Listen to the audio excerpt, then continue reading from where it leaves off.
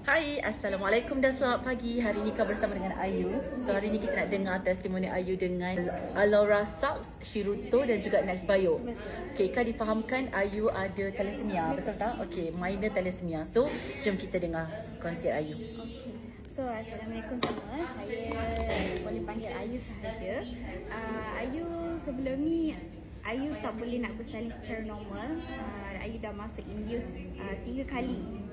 Paling sakit tu doktor kata balon lah. Tapi Ayu tak rasa apa-apa. Kesakitan tu Ayu tak rasa pun. Contraction tu apa semua tak rasa.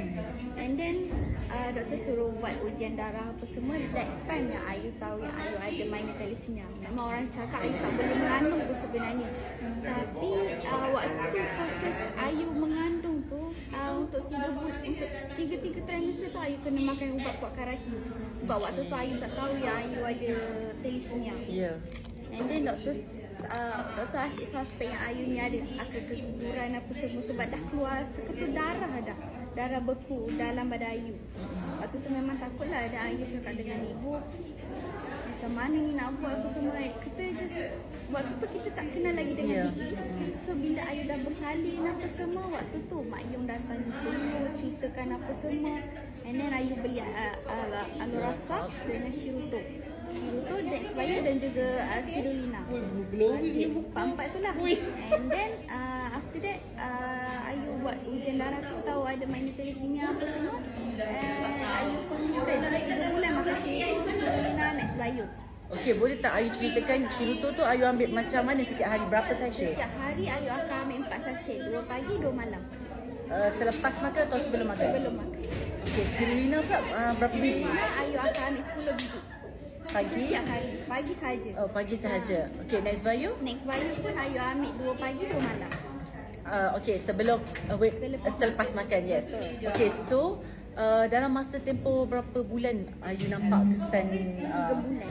3 bulan. 3 bulan Ayu dah nampak kesan benda tu. And then waktu healing crisis Ayu kan, semua benda kan ada healing crisis kan. Healing crisis Ayu tu sampai Ayu kena masuk drip sebab Ayu sakit teruk. Demam yang tak boleh nak kontrol lah, kita melepek je. So lepas Ayu dah healingkan Ayu punya thalassemia apa tu semua, memang doktor cakap minor thalassemia tu kita tak boleh buang lah dalam badan kan. So kita just bagi dia tidur je dalam badan kita ni kan. Bila dah tidur tu, alhamdulillah sampai sekarang Ayu tak ada sakit dah. So apakah saranan Ayu kepada orang luar yang belum lagi cuba Alora atau makanan berfungsi di BE International? Saranan Ayu untuk semua orang, cubalah benda ni. Sebab kita, kalau kita tak ikhtiar benda ni, kita tak usaha untuk kita nak pulih apa semua, Allah pun tak akan bagi pulih. Betul, So, bila kita ikhtiar kena berusaha. ikhtiar benda tu. Sebab kita sihat ni sebabkan BE International, sebabkan makanan dia. So itu saja. Okey, baik. Terima kasih Ayu. Sama-sama, bye-bye. Bye-bye.